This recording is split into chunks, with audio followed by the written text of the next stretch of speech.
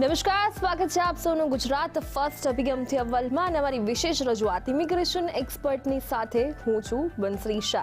Immigration expert એક એવો programme જેમાં વિઝાને લગતા જે પ્રશ્નો હોય છે, તમારી સમસ્યા હોય છે, એનું સોલ્યુશન અમે લાવતા હોય છે. કયા દેશમાં જવું શ્રેષ્ઠ છે, આ તમામ પ્રશ્નોનું સોલ્યુશન અમે આપને જણાવતા હોઈએ છીએ. ત્યારે આજે પણ એક અન્ય દેશની વાત કરીશું. એ માટે શરૂ કરીએ આપણો કાર્યક્રમ ઇમિગ્રેશન એક્સપર્ટ.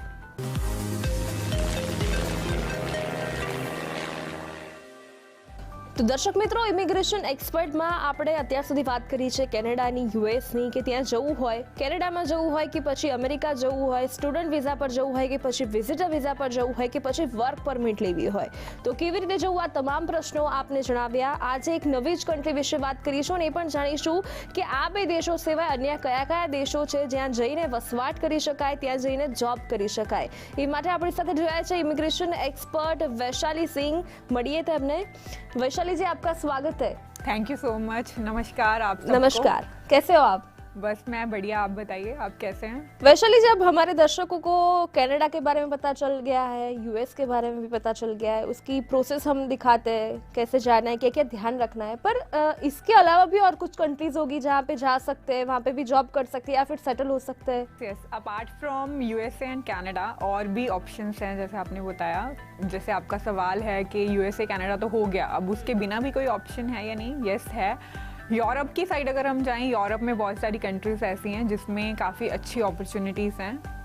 अगर हम हेल्थ के हिसाब से बात करें, यहाँ से वीज़ाज़ की बात करें तो शेंजन कंट्रीज़ की हम बात करें, शेंजन कंट्रीज़ आती हैं. ठीक है, शेंजन में 26 कंट्रीज़ हैं.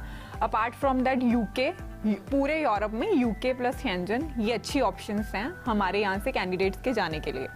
यूके सारे वीज़ास देता है, जैसे कि विजिटर वीज़ा देता है, स्टूडेंट वीज़ा देता है, हेल्थ केयर वीज़ा देता है, स्किल्ड वर्कर वीज़ा भी देता है. ठीक है, उसके थ्रू फिर सेटल हो सकता है कैंडिडेट जाके. यूके के अलावा अगर हम बात करें शेंजन की, शेंजन स्पेसिफिकली 26 कंट्रीज़ के ग्रुप को हम बोलते हैं. एक कंट्री का अगर वीज़ा हो तो कैंडिडेट 26 कंट्रीज़ विजिट कर सकता है वीज़ा फ्री. यानी अगर हम टॉप कंट्रीज़ की बात करें शेंजन में 26 कंट्री में से Germany, France, Italy, Netherland, Luxembourg, Latvia, ऐसी छोटी छोटी कंट्रीज़ भी हैं एंड वर्ल्ड फेमस कंट्रीज़ भी हैं जिसमें क्वालिटी ऑफ लाइफ है, क्वालिटी ऑफ एजुकेशन है. सो मेनली बेनिफिट क्या दिखता है कैंडिडेट को कि उसको लाइक मान लो किसी को विजिट करने जाना है, राइट, किसी को फ्रांस विजिट करने जाना है तो वो फ्रांस का विजिटर वीज़ा लेगा. वो अगर फ्रांस का विजिटर वीज़ा लेगा उसको हम शेंजन विजिटर वीज़ा, अगर कोई भी कंट्री का शेंजन विजिटर वीज़ा है तो वो एक वीज़ा पे बाकी की 25 कंट्रीज़ भी ट्रैवल कर पाएगा. जैसे फ्रांस के साथ वो जर्मनी, कोई और कंट्री भी इंक्लूड कर सकता है या फिर सारी की सारी कंट्रीज़ भी घूम सकता है अगर उसके पास टाइम है तो. सो ये एक मेन लाइक क्योंकि 26 कंट्रीज़ वो वीज़ा फ्री ट्रैवल कर सकते हैं, इसीलिए शेंजन भी अट्रैक्टिंग पार्ट रहता है. बहुत सारे हमारे यहाँ से इंडियंस विजिटर वीज़ा लेके ऑप्शंस एक्सप्लोर करने जाते हैं. बहुत सारे हमारे कैंडिडेट स्टडी करने जाते हैं. जर्मनी, फ्रांस, इटली की अगर हम बात करें, वो पब्लिक यूनिवर्सिटीज़ के लिए फेमस है, जो वर्ल्ड रैंकिंग, अच्छी रैंकिंग वाली यूनिवर्सिटीज़ होती हैं. सो हमारे बहुत सारे स्टूडेंट स्टडी पे भी जाते हैं. अपार्ट फ्रॉम दैट और भी ऑप्शंस हैं, बट वो कम ही हैं, 1-2 कंट्रीज़ में ही हैं जिसके बारे में हम आज डिस्कस करेंगे. बिल्कुल, आज तो यूके के बारे में तो आपने बताया, हम कनाडा, यूएस की भी बात कर रहे हैं. तो आज हम कौन सी कंट्री के बारे में बात करेंगे जहाँ पे जॉब के चांसेस है या फिर रहने लायक भी है? जी, रहने लायक तो मोस्टली शेंजन की अगर हम बात करें, सारी ही कंट्रीज अच्छी हैं, सबका अपना अपना यूनिक पॉइंट है. हम ऐसे कोई एक कंट्री नहीं चूज़ कर सकते, बट फेमस कंट्रीज जैसे फ्रांस, जर्मनी, इटली, स्विट्ज़रलैंड बहुत टूरिस्ट जाते हैं. सो अगर आप जॉब की बात करें तो जॉब यहाँ से करने के लिए अगर कैंडिडेट के ऑप्शंस की बात करें, सो शेंजन में एक बहुत ही फेमस कंट्री है जहाँ पे हमारे इंडियंस जाना भी पसंद करते हैं, जर्मनी. सो मैं ये शो के माध्यम से, ये एपिसोड के माध्यम से मेरे कैंडिडेट्स को ये बताना चाहती हूँ कि यहाँ से आप कैसे लाइक जर्मनी अगर आप माइग्रेट करना चाहते हो, किसी और कंट्री में माइग्रेट करना चाहते हो, हो, आप बहुत स्ट्रगल कर चुके हो कनाडा के लिए, यूएसए के लिए, कनाडा का पीआर के लिए, और आपको लाइक कनाडा पीआर बहुत लंबा लग रहा है, आपको लग रहा है कि बहुत टाइम लग जाएगा उसमें, ठीक है, और आप वेट कर रहे हो पूल में अपनी फ़ाइल के लिए, तो ये एक शॉर्ट टर्म में ख़त्म होने वाला प्रोसेस है और इसमें आप, ये एक सेटलमेंट पाथवे है, आप जर्मनी सेटल हो सकते हो। सो जर्मनी बहुत अच्छा कंट्री है एंड हम आज बात करेंगे specifically Germany job seeker visa के लिए, कि अगर कैंडिडेट को यहाँ से जॉब्स ढूंढनी है तो किस वे से वो वहाँ पे जा कर के जॉब ढूंढ सकता है और कैसे वो जर्मनी में सेटल हो सकता है। बिल्कुल वैशाली, आज हम बात करें जर्मनी की, कनाडा की बात कर ली, यूएस की बात करें, आज बात करें जर्मनी। तो जैसे कि जर्मनी क्यों बेस्ट है, वहाँ क्यों जाना चाहिए? जर्मनी जर्मनी पहले तो यूरोपियन कंट्री है, सेकंड वो शेंजन कंट्री है, यानी जो वीज़ा फ्री का एग्रीमेंट है 26 कंट्रीज़ का, उसमें से एक कंट्री है, तो वीज़ा फ्री भी ट्रैवल हो सकता है। तीसरा क्वालिटी ऑफ एजुकेशन बहुत अच्छा है, हमारे स्टूडेंट्स को वहाँ पे फ्री एजुकेशन देती है गवर्नमेंट, पब्लिक यूनिवर्सिटीज़, वहाँ पे स्कॉलरशिप की भी बहुत ऑप्शंस रहती हैं। सो क्वालिटी ऑफ एजुकेशन बहुत हाई है as compare to Canada. US की अगर हम बात करें तो 1921 का ही डिफरेंस है, इवन की फार बेटर देन भी कुछ एक यूनिवर्सिटी के ऑप्शंस में बोल सकते हैं। सो पब्लिक यूनिवर्सिटी के स्कॉलरशिप्स की वजह से, फ्री स्टडी की वजह से भी जर्मनी एक अट्रैक्शन बनता है। क्वालिटी ऑफ एजुकेशन पॉइंट हो गया। सेकेंडली कि यहाँ से like at the age of 18 Germany में भी एजुकेशन फ्री मिलती है एज जैसे कि कनाडा वगैरह में मिलती है। सो ये तो हो गया quality of education. Second quality of life भी है, वहाँ के इन्वायरमेंट की अगर हम बात करें वो भी बहुत अच्छा है एंड इवन की वेदर भी बहुत ज़्यादा ऐसा नहीं है कि आप रह नहीं पाएंगे, वहाँ पे हार्श नहीं है वेदर। और हेल्थ केयर फैसिलिटीज़ भी बहुत अच्छी हैं, लाइक उनका स्ट्रक्चर ही ऐसा है कि टैक्सेस, नो डाउट टैक्सेस लगते हैं सैलरी में, बट आपका जो हेल्थ केयर सिस्टम है world best health care system मिलेगा आपको, और आपका पूरा हेल्थ वहाँ के अगर आप रेजिडेंट हैं तो कवर होगा। सो आपको quality of life we can say. और apart from quality of life जिसकी वजह से कैंडिडेट्स अट्रैक्ट हो सकते हैं यहाँ पे, बट जैसे कि मैं कैंडिडेट से मिलती हूँ तो 20% ही कैंडिडेट्स को पता होता है जर्मनी के बारे में। तो मैं जर्मनी के बारे में ये बताना चाहती हूँ कि जर्मनी में जॉब अपॉर्चुनिटीज़ भी काफ़ी हैं। जॉब तो चलो अपॉर्चुनिटीज़ कैंडिडेट्स को काफ़ी सारी जगह पे मिल सकती हैं, जैसे कि हमारे कैंडिडेट्स जो इंडिया के लोग होते हैं दुबई वगैरह भी जाते हैं, बट अगर हम सैलरी की बात करेंगे, क्योंकि मेन इनकम की वजह से ही कैंडिडेट अपने देश से दूसरे देश माइग्रेट होता है, तो इनकम भी बहुत अच्छी है। सी जर्मनी एक स्टेम कंट्री है, स्टेम यानी साइंस, टेक्नोलॉजी, इंजीनियरिंग और मैथमेटिक्स। सो ये ऑक्यूपेशन वाले, एजुकेशन वाले और प्रोफेशन वाले जो कैंडिडेट्स हैं उनको बहुत अच्छा सैलरी रहता है, और मेन इनकम के बेसिस पे जर्मनी बहुत अच्छा है। Germany one of the developed countries में से एक है जिसका इकोनॉमी बहुत स्ट्रॉन्ग है। कैपिटल है बर्लिन, वर्ल्ड फेमस साइट्स वहाँ पे हैं, एक टूरिस्ट कंट्री भी है। सबसे पहले लाइक फ्रांस के बाद लोग जर्मनी को कवर करना चाहते हैं जो भी विजिटर वीज़ा पे जाते हैं। सो एक इन्वायरमेंट के वाइज, टूरिस्ट प्लेसेस के वाइज क्वालिटी ऑफ लाइफ भी है, क्वालिटी ऑफ एजुकेशन भी है, क्वालिटी ऑफ हेल्थ भी है, फिर इनकम भी अच्छा है। सो आई थिंक ये सब रीजंस, ये सब जो भी फैक्टर्स हैं वो इनफ हैं किसी को जर्मनी चूज़ करने के लिए। और कैपिटल बर्लिन है, और मोस्ट वर्ल्ड की अच्छी लिवेबल सिटीज़ जैसे कि फ्रैंकफर्ट और मुनिच वो भी जर्मनी में सिचुएटेड हैं। सो आई थिंक जैसे जो भी मेरा ये सुन रहे होंगे बात, वो एक जर्मनी को ऑप्शन ज़रूर रखेंगे। और भी इसके बिना काफ़ी सारे फैक्टर्स हैं। ये तो नॉर्मल फैक्टर हो गया जब बंदा स्टार्ट करता है कंट्री चूज़ करने के लिए। सी बंदा तो जाना चाहता है जर्मनी, जैसे और भी कंट्रीज़ में जाना चाहते हैं, बट पाथवे भी होना चाहिए ना अच्छा। सो जर्मनी में अभी मैन पावर का रिक्वायरमेंट तो बहुत है, पोस्ट कोविड बहुत है उनको मैन पावर का रिक्वायरमेंट, पहले भी था। So Germany specifically job seeker visa देता है कैंडिडेट्स को यहाँ से जॉब सर्च करने के लिए। सी जैसे मैंने आपको बताया कि वहाँ पे डिमांड है, डिमांड तो है, बट एम्प्लॉयर्स जैसे यहाँ पे आपका एम्प्लॉयर्स को रिक्वायरमेंट है, बट एम्प्लॉयर का डिस्टेंस है इंडियन कैंडिडेट्स के साथ। अब इंडियन कैंडिडेट यहाँ से अगर जॉब अप्लाई करेगा तो 10% कैंडिडेट्स को ही कंसिडर किया जाता है, क्योंकि डिस्टेंस भी है, फिर वहाँ पे भी गए हुए हैं इंडियंस। सो डिमांड को मीट करने के लिए गवर्नमेंट ने ये प्रोग्राम स्टार्ट किया है। स्पेसिफिकली वो रेजिडेंस परमिट दे रहे हैं 6 मंथ का। इसको डी कैटेगरी वीज़ा बोलते हैं। अगर हम शेंजन की बात करें, लगभग वीज़ा कैटेगरीज में सारी कंट्रीज़ का ही सारी कंट्रीज़ का जो स्ट्रक्चर होता है वो सेम होता है। जैसे सी कैटेगरी, डी कैटेगरी, 2 तरह के वीज़ास होते हैं। सी कैटेगरी यानी शॉर्ट टर्म वीज़ास, जैसे विजिटर वीज़ा जो 6 मंथ से कम ड्यूरेशन के आपको मिलते हैं। डी कैटेगरी वीज़ास जो लॉन्ग टर्म होते हैं, जैसे 6 मंथ से ज़्यादा का वीज़ा होता है या 6 मंथ ड्यूरेशन का। सो बेसिकली शेंजन कंट्रीज़ में रेजिडेंस परमिट का सिस्टम है, TRCs का, टेम्परेरी रेजिडेंसी। सो अगर आप शॉर्ट टर्म के लिए जा रहे हो apart from visitor visa D category के वीज़ा में, सो TRCs का सिस्टम होता है। सो जर्मनी जॉब सीकर वीज़ा को बेसिकली हम long term job seeker resident permit बोलते हैं। सो ये वीज़ा मेनली इसलिए बना है ताकि इंडियन कैंडिडेट्स वहाँ पे जाके लीगली उनको राइट मिल जाता है वहाँ पे जाके अपनी जॉब सर्च करने का। सो लीगली वो वहाँ पे जाके अपना जो ऑक्यूपेशन के रिलेटेड ऑप्शंस एक्सप्लोर कर सकते हैं, और इस वीज़ा पे अगर वो जाएंगे तो जो एम्प्लॉयर है उनको अच्छे से इंटरटेन करेगा और उनको ऑप्शंस भी ज़्यादा मिल सकती हैं। तो ये एक तरह से डिमांड और सप्लाई को मीट करने का ऑप्शन बनाया है जर्मन गवर्नमेंट। बिल्कुल। वैशाली जी, आपने बोला ऑक्यूपेशन, तो वैसे कोई पर्टिकुलर ऑक्यूपेशन है जो जर्मन में बहुत डिमांडिंग है? जी, जैसे मैंने बताया, Germany is a stem country, science, technology, engineering and mathematics. ये साइंस का एजुकेशन है, साइंस के रिलेटेड एक्सपीरियंस है। साइंस, टेक्नोलॉजी में इंजीनियर्स और अदर टेक्नोलॉजी के रिलेटेड प्रोफेशंस आ जाते हैं। इसका पूरा लिस्ट है।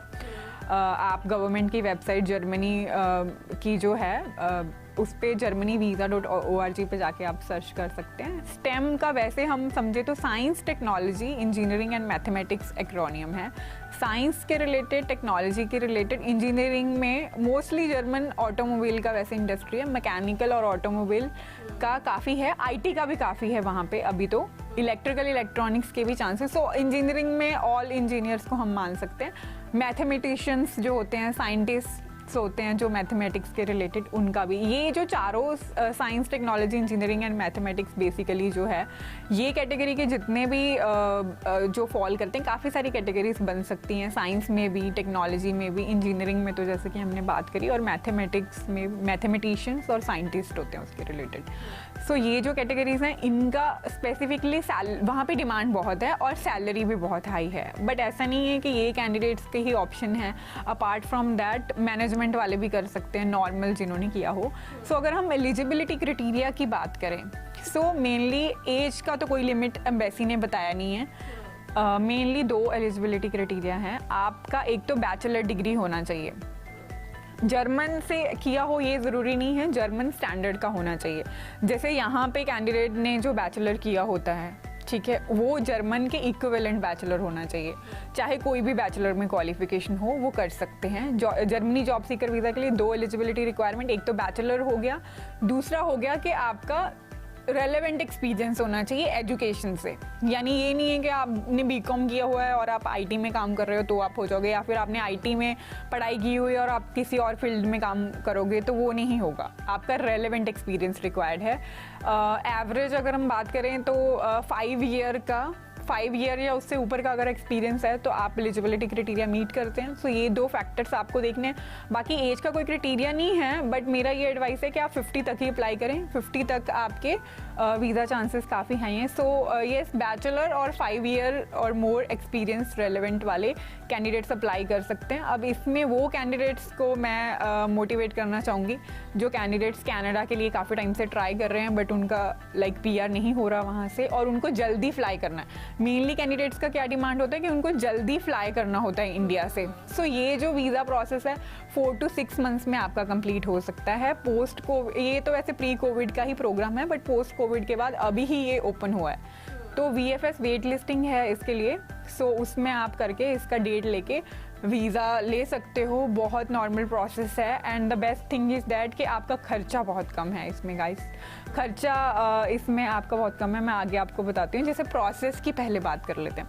प्रोसेस में क्या क्या है, पहले आपको समझना है कि इसमें आपको जॉब सीकिंग करने के लिए भेज रहे हैं, जॉब वहाँ पे सर्च करने के लिए भेज रहे हैं, तो आपको इसमें आपका इंटरव्यू ज़रूर होता है, इंटरव्यू आपका एम्बेसी में होता है। तो आपको ये समझना है कि आप वीज़ा काउंसलर को कन्विंस कर पाएँ कि आप ही राइट कैंडिडेट हैं। मेनली उनको क्या चाहिए होता है कि उनका जो डिमांड है वहाँ पे उसको आप मीट कर पाओ।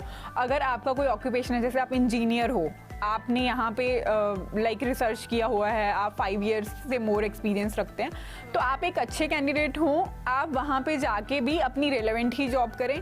सो आपको मेनली ये साबित करना है और आपको जर्मनी के रिलेटेड नॉलेज इनकलकेट करना है, नॉलेज लेना है। जैसे आपको रिसर्च करनी है अपनी ऑक्यूपेशन पे कि आपकी ऑक्यूपेशन के क्या ट्रेंड्स है जर्मनी में, क्या आपकी ऑक्यूपेशन में ऑप्शंस हैं, आप कौन सी सिटी में वहाँ जाने वाले हैं, आप वहाँ पे कहाँ रहने वाले हैं, आपने ऑलरेडी क्या रिसर्च किया है। So first step is that पहले आप जर्मनी के बेसिस पे रिसर्च करिए कि जर्मनी आपको क्यों जाना चाहिए, आपके प्रोफाइल के रिलेटेड क्या ऑप्शंस है, क्या आपको वहाँ पे जॉब मिलने वाला है। सो आप ये पूरा रिसर्च करिए। उसके बाद आप पहले अपना प्रोफाइल क्रिएट करिए, ठीक है, अपना यूरोपास सीवी बनाइए।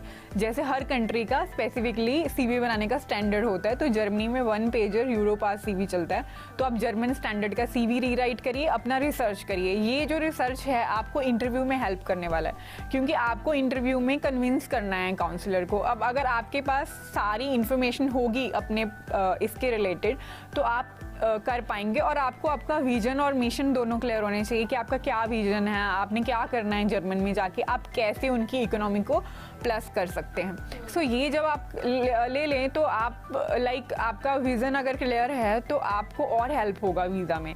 सो आपने ये रिसर्च कर लीजिए। पैरेलल में जैसे मैंने आपको बताया जर्मन के इक्विवेलेंट आपका बैचलर होना चाहिए। सो बेसिकली उनका एक डेटाबेस है, एनाबिन बोलते हैं उसको, एनाबिन डेटाबेस। उसमें उन्होंने पूरी यूनिवर्सिटीज़ डाली हुई हैं, जिससे अगर आपका एजुकेशन है तो वो इक्विवेलेंट माना जाएगा। सो आपको वो यूनिवर्सिटी सर्च करनी है अपनी वहाँ पे एनाबिन की वेबसाइट पे जाके। आपका अगर यूनिवर्सिटी वहाँ पे मिलता है तो डायरेक्ट आप वहाँ से रिपोर्ट निकाल लीजिए। अगर आपका यूनिवर्सिटी वहाँ पे नहीं है तो अलग से आप प्रोसेस करके इक्विवेलेंसी चेक करवा सकते हो। वैसे as per my knowledge and my experience यहाँ का इंडिया का जो हमारा बैचलर है वहाँ का बैचलर इक्विवेलेंट होता है मोस्टली। सो जैब एक प्रोसेस होता है, central office of education Germany. So वो एक डिपार्टमेंट है जो आपका एजुकेशन इक्विवेलेंसी चेक करके दे सकता है अगर आपका एनाबिन पे नहीं है। सो आपको पहले वो करवाना है, क्योंकि ये एलिजिबिलिटी क्राइटेरिया है। 5 ईयर ऑफ रेलेवेंट अगर आपका एक्सपीरियंस है तो आप एजुकेशन इक्विवेलेंसी करवाइए। साथ के साथ अभी जैसे मैंने बताया फर्स्ट कम फर्स्ट सर्व के बेसिस पे है। VFS में आपको वेट लिस्टिंग में अपना रजिस्ट्रेशन करवाना पड़ेगा, फिर वो फर्स्ट कम फर्स्ट सर्व के बेसिस पे जर्मन एम्बेसी आपको डेट देगा। सो आप पहले तो सबसे पहले रिसर्च के साथ साथ अगर आपका कंफर्म ही है तो VFS वेट लिस्टिंग ज़रूर करवा लीजिएगा, क्योंकि उसमें फिर टाइम लग सकता है आपका। सो ये सब हो जाने के बाद फिर आपको साथ के साथ अपना यहाँ से भी आप जॉब्स ट्राई कर सकते हो। यहाँ से मैं ऐसे नहीं आपको रॉन्ग कमिटमेंट नहीं करूँगी आपके साथ। अगर यहाँ से कोई भी कैंडिडेट्स अप्लाई करते हैं, स्टेम वालों के चांसेस होते हैं, वैसे 10% चांसेस होते हैं यहाँ से वहाँ पे एम्प्लॉयर मिलने के लिए। मिलते भी हैं एक्सेप्शनल केसेस में, एक्सेप्शनल प्रोफाइल में। स्टेम वाले यहाँ से ट्राई कर सकते हैं, दूसरे वालों को भी करना ही चाहिए, क्योंकि उसमें कोई हर्ज नहीं है। वैसे भी आपके पास टाइम है इंटरव्यू ना मिलने तक। सो आप अपने बेसिस पे जितना रिसर्च करेंगे उतना आपका इंटरव्यू अच्छा जाएगा। कुछ एक जॉब बैंक्स है जर्मनी की, गवर्नमेंट की जॉब बैंक्स है, वहाँ पे अपना रजिस्ट्रेशन करिए आप। आपका CV मार्केट करिए, आपका CV आपके एम्प्लॉयर्स ढूंढ के वहाँ पे आप भेजिए। रिज्यूमे मार्केट जैसे आप करेंगे तो आपको और नॉलेज होगा, जैसे आप इंटरव्यूज़ देंगे वहाँ के एम्प्लॉयर्स को। सो आप ये वर्कआउट कर सकते हैं। फिर आपको फ़ाइल प्रिपेयर करना है। जर्मनी जॉब सीकर वीज़ा के लिए आपको फ़ाइल प्रिपेयर करना है। फ़ाइल में आपको नॉर्मल पासपोर्ट का फ्रंट पेज, बैक पेज वो लगाना है। आपका passport size photo 80% normal 35x45 वाला जो फ़ोटो होता है वो आपको लगाना है। साथ में पूरा एक चेकलिस्ट होता है इसका। मेन डॉक्यूमेंट्स मैं आपको बता देती हूँ, जैसे कुछ एक फॉर्म्स होते हैं वो आपको भरने हैं। फिर आपको आपका यूरोपा CV है वो लगाना है। फिर आपको एक कवर लेटर बनाना है। कवर लेटर बहुत इंपॉर्टेंट होता है, क्योंकि वो ही आपको रिप्रेजेंट करने वाला है। हालांकि इंटरव्यू में भी आप अपने को रिप्रेजेंट करोगे, बट कवर लेटर कई बार फर्स्ट इंप्रेशन होता है। So first impression is last impression. आपको कवर लेटर में ये बताना है पहले तो अपना इंट्रोडक्शन, कि आपने क्या किया है यहाँ पे इंडिया में, आपका क्या प्रोफाइल है, आपकी एकेडमिक अचीवमेंट्स क्या हैं, फिर आपने एकेडमिक के बाद अपना वर्क एक्सपीरियंस में क्या किया है, आपका क्या प्लस पॉइंट्स हैं, ठीक है। फिर उसके बाद आप जर्मनी क्यों जाना चाहते हो, आपने जर्मनी पे क्या रिसर्च किया है, आप कौन सी सिटी में वहाँ पे जाके रहोगे, आप कैसे वहाँ पे जॉब ढूंढोगे, आपने कोई रिसर्च किया है जॉब पे। उसके बाद आपका विजन क्या है, आपको कंक्लूजन में आपको ये बताना है कि आपके आगे प्लान्स क्या हैं, आप कैसे जर्मनी में रह के वहाँ पे सेटल हो पाओगे, आपके पास सफिशिएंट फंड्स हैं या नहीं। फंड्स की यहाँ बात कर लेते हैं। अगर आपको कोई भी कंट्री आपको माइग्रेट करना हो यहाँ से, तो आपको एक फाइनेंशियल भी रहता है। मेनली जॉब सीकर वीज़ा पे आप जाके कोई भी जॉब नहीं कर सकते, आपको वहाँ पे जाके अपनी जॉब ढूंढनी है, फिर जॉब ढूंढ के आपको वो वीज़ा पे आप वर्क नहीं कर सकते। That is a job search visa, आपको दूसरा वीज़ा प्रोसेस करवाना है। जैसे आप वर्क परमिट करवा सकते हैं, ब्लू कार्ड करवा सकते हैं, सैलरी का क्राइटेरिया होता है वो मैं आगे बताती हूँ। जैसे आपको वीज़ा प्रोसेस करवाना है तो ही आप जॉब कर पाएंगे। मेनली उनको क्या होता है कि जब तक आपको जॉब ना मिले, आपको मैक्सिमम 6 मंथ मिलेंगे जॉब ढूंढने के लिए, बट अगर आपको 2 महीने 3 महीने या 6 मंथ ही लग जाएंगे जॉब ढूंढने के लिए, तो आप मैनेज कैसे करोगे फाइनेंशियली। तो फाइनेंशियली INR में मैं बता देती हूँ, आपको 4.5 लाख के करीब फंड्स रखने होते हैं अपने अकाउंट में। येस, अगर हम चेकलिस्ट की बात करें, कवर लेटर में भी आपको ये लिखना है कि मेरे पास इनफ फाइनेंसेस हैं अपने आप को फंड करने के लिए वहाँ पे स्टे के दौरान। और जैसे कवर लेटर आ गया, उसके बाद फिर bank balance certificate, bank statement, वो सब आपको रखना है। आपके एक्सपीरियंस लेटर रखने हैं। अगर आपने जैसे 5 इयर्स में मल्टीपल एम्प्लॉयर्स के पास काम किया, तो जो जॉब आपने छोड़ दी है उसका एक्सपीरियंस लेटर रखना है, और जो जॉब आप अभी कर रहे हैं उसका अपॉइंटमेंट लेटर रखना है, राइट। आपको रेफरेंस लेटर्स रखने हैं, रिकमेंडेशन, लेटर ऑफ रिकमेंडेशंस और रेफरेंस दोनों ही आप रख सकते हो आपके एम्प्लॉयर से लेके, ठीक है। फिर आपको यहाँ पे शेंजन में आपको ट्रैवल इंश्योरेंस भी करवाना पड़ता है और हेल्थ इंश्योरेंस भी करवाना पड़ता है, तो वो भी आपको करवाना है। These are the main documents जो आपको लेके जाने होते हैं। और एक चीज़, जैसे आपको जर्मनी का अगर आप जॉब सीकर वीज़ा कर रहे हैं T कैटेगरी, तो आपका एम्बेसी में ही सबमिशन होता है, कॉन्सुलेट में डायरेक्ट, VFS में नहीं होता। आपको वहीं पे फाइल बनानी होती है। ये डॉक्यूमेंट्स की आपको 3 कॉपीज़ बनानी होती है, प्रिंटेबल, फिजिकल सबमिशन होता है। वहाँ पे आपको फ़ीस पेमेंट ड्राफ्ट के थ्रू करना होता है। आपका 75 यूरो एम्बेसी फ़ीस होता है, उसका ड्राफ्ट आप बनाएंगे। और डॉक्यूमेंट वेरिफिकेशन कॉन्सुलेट करता है, आपके सारे डॉक्यूमेंट्स को वेरीफाई करता है, उसका फ़ीस अलग अलग कॉन्सुलेट का अलग अलग होता है। जैसे अगर हम गुजरात की बात करें, क्योंकि हम गुजरात फर्स्ट पे हैं तो हम गुजरात की बात करते हैं, गुजरात वालों को मुंबई पड़ता है एम्बेसी, तो मुंबई में 45,000 they are charging for the document verification. उसका भी आपको ड्राफ्ट बनाना है, वो भी चेकलिस्ट का पार्ट है। 3 सेट आपको बनाने हैं ये डॉक्यूमेंट्स के। उसके बाद फिर आप इंटरव्यू के लिए वहाँ पे अपेयर हो सकते हैं, और इंटरव्यू अपेयर होने के बाद आपका वीज़ा प्रोसेस होता है। जी वैशाली जी, हम अब वहाँ पे जॉब सीकर वीज़ा है, तो वहाँ पे जॉब की बात करें तो सैलरी और वो सब कैसे रहता है, कितनी मिलती है वहाँ पे? अगर हम स्टेम क्वालिफिकेशंस की बात करें, उनका सैलरी काफ़ी हाई होता है। ऑन एन एवरेज जो इंजीनियर्स होते हैं उनका salary somewhere around 45,000 euro per year हम बात करते हैं। 45,000 यूरो पर ईयर से ऊपर हो सकता है। मोस्ट ऑफ द कैंडिडेट्स मैंने देखे हैं जिनका 50,000 51,000 यूरो पर ईयर भी रहता है, यहाँ से 5 ईयर एक्सपीरियंस वालों का ही। वो बनता है INR में 42 लाख पर ईयर अराउंड। काफ़ी अच्छा सैलरी है। ये एक बहुत अच्छा ऑप्शन हो सकता है सेटल होने के लिए। अब आपका सवाल होगा कि मैं तो जॉब सीकर वीज़ा पे जाऊंगा, यहाँ से जॉब भी नहीं लगी है, मैं क्यों जाऊंगा वहाँ पे, मेरे को यहीं से जॉब मिलनी चाहिए। अगर आप जेन्युइनली ही आप एक अच्छे कैंडिडेट हैं और आपके फ्यूचर को लेके बहुत कंसर्न है, तो मैं आपको बता दूं, यहाँ से जॉब मिलने, यहाँ से आपको एम्प्लॉयर नहीं इंटरटेन करता है कभी। 10% एम्प्लॉयर्स ही आपको इंटरटेन करते हैं। ये आपको गवर्नमेंट जो जर्मनी की है वो ऑप्शन दे रही है, अदरवाइज बहुत सारी कंट्रीज़ में तो ये ऑप्शन ही नहीं है। आप इसके लिए ज़रूर अप्लाई करिए। वंस आप इसके लिए नेगेटिव मत होइए जॉब सीकर सुन के।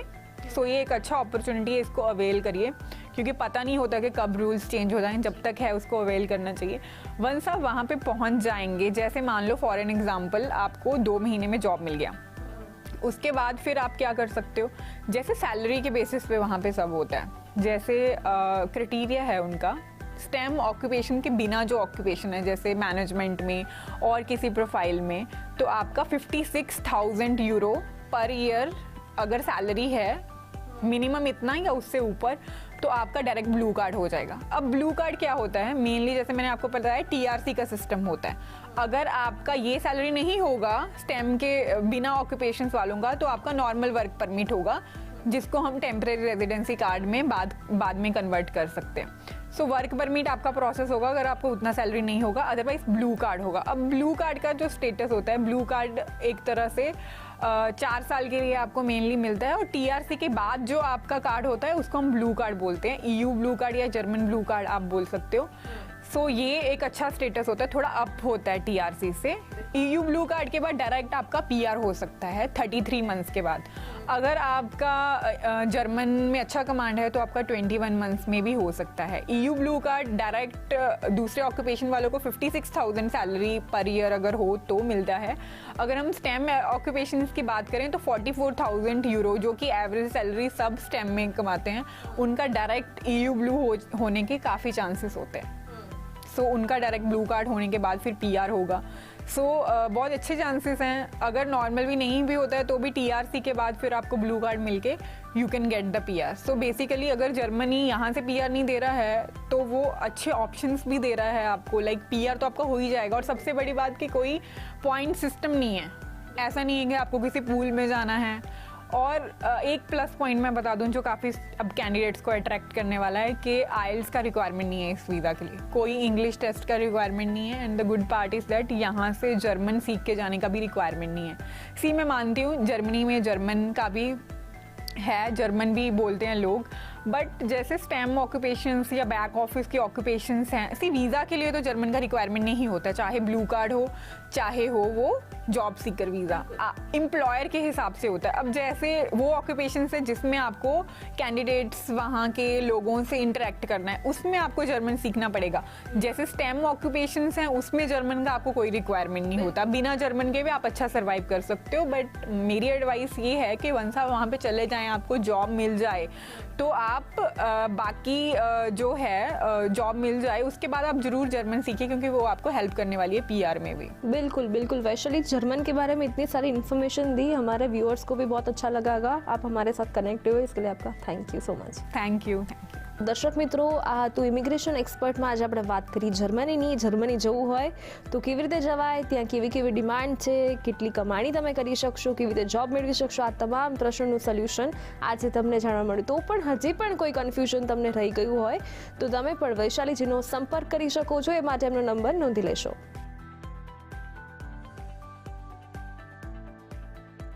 તો દર્શક મિત્રો, ઇમિગ્રેશન એક્સપર્ટમાં આજે તો બસ આટલું જ. નેક્સ્ટ એપિસોડમાં ફરી જ નવા ટોપિકની સાથે ફરી મુલાકાત કરીશું. ત્યાં સુધી મને રજા આપશો. નમસ્કાર.